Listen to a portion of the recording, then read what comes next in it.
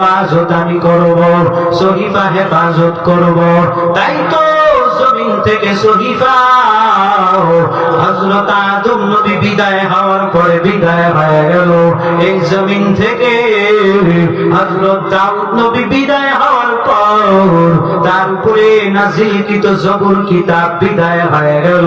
এই জমিন থেকে পয়গম্বর মুসা নবী বিদায়ের পর তারপরে নাযিলকৃত কিতাব তাওরাত কিতাব বিদায় হয়ে গেল। কিন্তু আমার নবী বিদায়ের পর আজও পর্যন্ত এই গোটা দুনিয়ার ভিতরে কোরআন আছে।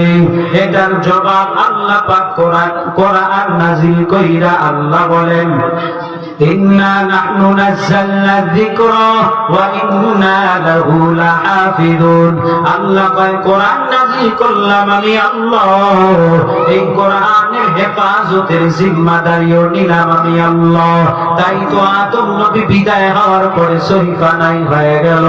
ঈসা নবী বিদায়ের পর জমিন থেকে আল্লাহ পাক ইনজিল কিতাব বিদায় করে দিল।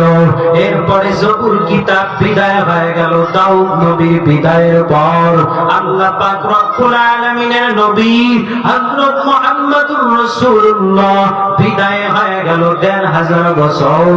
আমার নবী বিদায়ের পর সারা দুনিয়ার ভিতরে কোরআন আছে।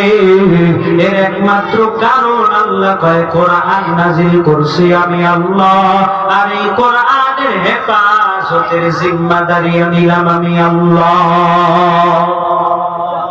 এ কারণে এই জমিনের ভিতরে আল্লাহ পাক রব্বুল আলামিন তার যেই শ্রেষ্ঠ কিতাব, এই কিতাবকে আল্লাহ পাক এই জমিনের ভিতরে রাখছেন।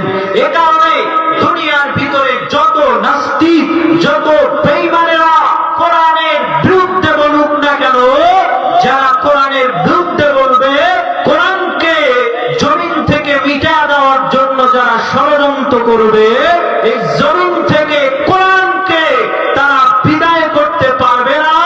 বরং যারা কোরআনকে বিদায় করার জন্য দেমাগ খাটাইবে তাদের দেমাগ নষ্ট হয়ে যাবে।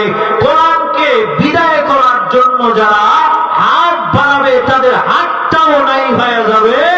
আর যদি কোরআনের বিরুদ্ধে কোনো নাস্তিক যায়, এই জমিন থেকে কোরআনের আলো কোনো দিনও বন্ধ করতে পারবে না। কেন? আল্লাহ কয় ইন্না নাহনু নাযালনা যিকরা ওয়া ইন্না লাহু লাহাফিজুন। আল্লাহ বলে কোরআন নাযিল করলাম আমি আল্লাহ, আর এই কোরআনের হেফাজতের